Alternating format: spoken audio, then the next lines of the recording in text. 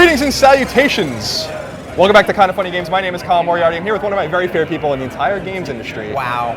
In the entire games industry. SVP of Sony Worldwide Studios America, Scott Rohde. Hello, everybody. Scott, thank you for joining me. I don't see you in front of the camera enough, so this is a great. You are an underutilized asset on the Sony chessboard. There you go. Moving pieces around. Shuhei's like a general, pushing pieces around in his. And you're in the back. You're in the back doing important work, quartermastering. I'm going to say, but you really need to be up there fighting the battles, and so we have you here right now. You know what I'm going to ask you about. Glad to be here. Yeah. You know I have no idea what you're going to ask me about. What are you going to ask me about? Where is that Sony Bend game? Today was the day. You just have to be patient. Just because you say it on your prediction show doesn't mean it's going to be real. No, but I will tease you and say, yeah, we were there this week, and I'm really excited about the progress. It is really looking great. I love it. Shu loves it, but timing has to be right. You don't even know what to ask. You're speechless. You're like, just show me the game. What is it? When I saw this on, we set up our interviews beforehand. I'm like, all right, well, let's talk about this great. We have nothing, So I'm curious. A lot of people have been talking back to me about the last podcast that you listened to on PS I Love You XOXO about what's taking them so long, because it's been 4 years since their last game. Are the rumors kind of true that maybe they were prototyping some things, or some things got canceled or shifted around and this game kind of started later? For the most part, that is true. Yeah. I mean, I think it's very difficult when you're starting anything new, right? And I think Vita was such a big thing for them, I mean, Golden Abyss still in my top 5 for sure. Absolutely, on Vita. They did try a lot of different things, and it took them a long time to settle on something that we were all happy with. And again, keep in mind, that is a small team. So this is not a 150-man, 200-man Naughty Dog style team. This is a small team, so it takes a little bit longer to get a prototype to a point where we can start massaging it. And so it's kind of where we are right now. Fair enough. What is that process like? I mean, and I'm not asking specifically about Ben, but when a studio has, especially a studio that's been kind of using other teams' IP for a while, they obviously are responsible for Cyberpunk, they ended Resistance, which is one of my favorites, and then they did Uncharted. Yeah, that was a good one. Yeah. What is the process like to say, like, do they come with you and like, we have 3 ideas, and there's a shooter and there's a whatever, Almost exactly that. Yeah. It's my favorite thing to do, right? When you see a team, every team kind of gets in that scared phase where like, oh my God, what are we going to do next? And you're going to trust us to wait until we get it, right? And that's what I love about Sony, is that we are willing to wait and make sure that something is baked properly. I always use that phrase because I think that's so important. You can't just say formulaically, let's crank this thing out and you got 2 years to do it in this budget. You know what? That's going to be a fail every time. So prototyped a lot of stuff, and sometimes it gets to a point where you've spent a decent amount of money on it and then you decide, maybe not for us. So super fun to do that. With any team that's building something new, it's a really fun process. And the teams stress about it, of course, but they also appreciate that we give them enough leeway to do something special. Yeah, they must be anxious up there, especially to show the world something. They're getting to that point where they're excited, right? But again, the thing I want to talk about, and this is true with any team, when you see a team, probably the most exciting thing for me, when you see a team go from that prototype phase, oh, maybe that's not it, then back up here, oh, maybe that's not it, oh, we found one, but it's going to take a while to get it to a playable point. When they get over that hump, they get to the playable point, and they can't wait for you to come see their next milestone. Everyone's smiling, everyone's happy. That's where we are right now with the Bend team. Awesome. Just can't wait to show you guys. Very excited. Yeah. But not today. Yeah, but not today. I feel like you guys live just to annoy me. Where's Sucker Punch at right now? At E3, we talked to Shu a little bit. He said he had actually played, I don't know, a vertical slicer or something. They're somewhere in that process also, right? So they're on the earlier end of that process. This is more recent when they finished Second Son and First Light. So they're on the earlier end of that process, right? And again, Shu did play it, and I played it, and it's fun. But even the things that we have played at this early stage doesn't mean that that's exactly what it's going to be. Right. Yeah. But that part's still so much fun. I know you can't. I don't know how you're going to answer this question. But you'll ask it anyways. anyway. will we see, and I'm not saying necessarily from Sucker Punch, but is Infamous, is that something you guys want to continue to do? Because it seems like, we got, Second Son, which was, a fun game on PS4. First Light, which I thought was, the arena combat I thought was awesome. I thought that I actually liked the DLC more than the regular game. It's actually my favorite game to date on the platform. It really is. I love that game. Is this something you guys want to kind of see going? Because with Cole's inclusion in All-Stars and all this kind of stuff, it seemed like it was going to become a thing, and then my assumption is Sucker Punch might want to do something else. So is this something that you guys want to see in the future, like come back to Infamous? Or? Well, I mean, we're never going to retire an IP.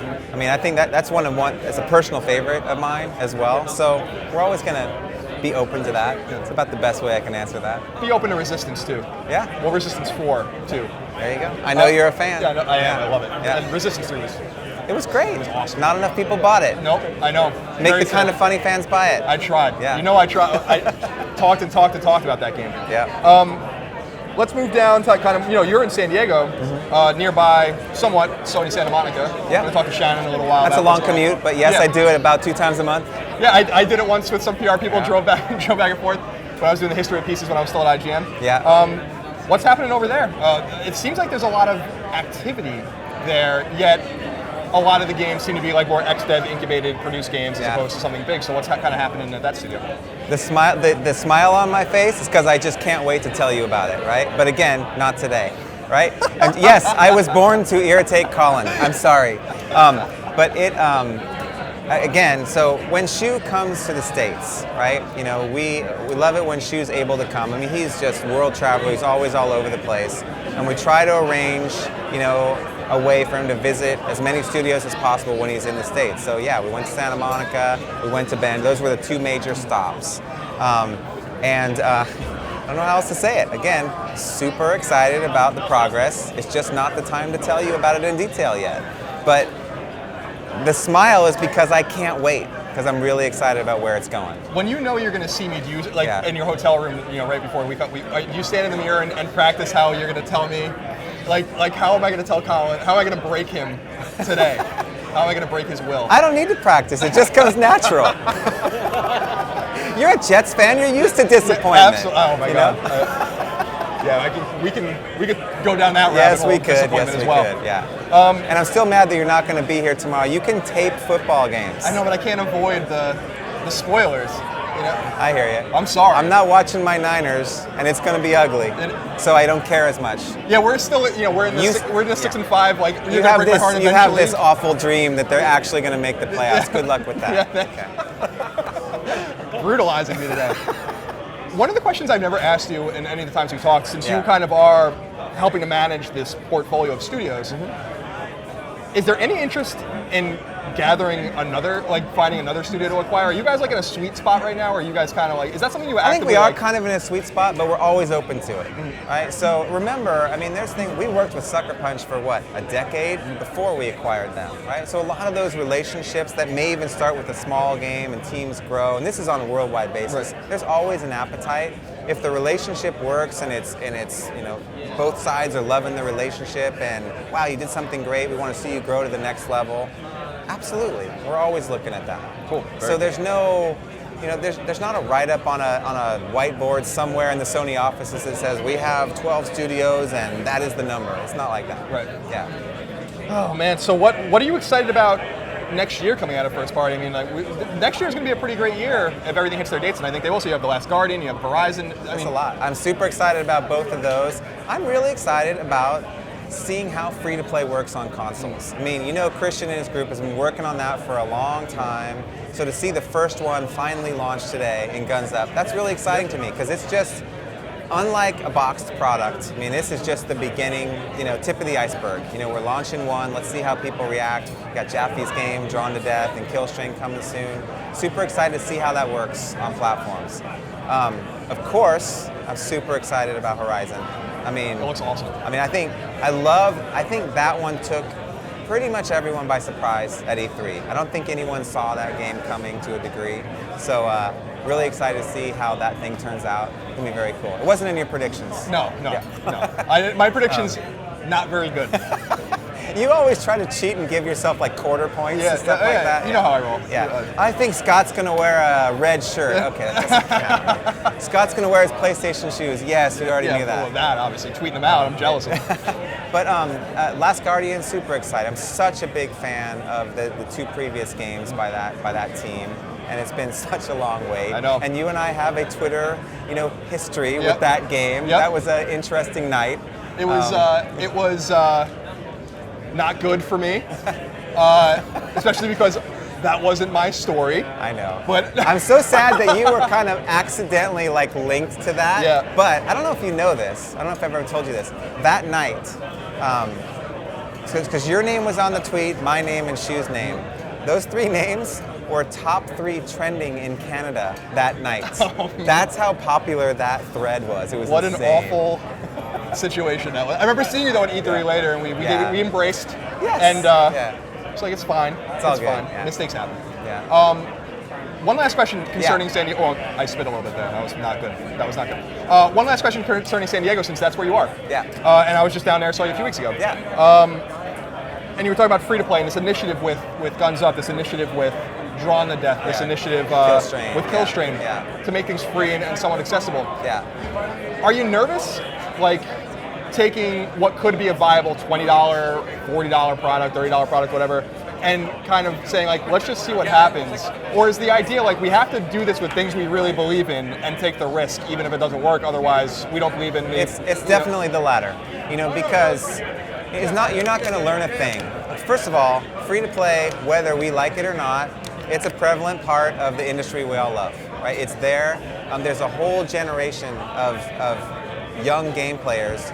They don't know any different. When you ask them to pay for a game on mobile, for example, pay for a game, what is this? They don't know any different. So we have to experiment. And to your point, we have to experiment with stuff we believe in. If we ported something, throw away, and threw it on there, I can tell you right now what the result would be. It would fail. So why bother? Right. So we got to go with something we believe in and make it work. And the team there has, there's a lot of experts in this space.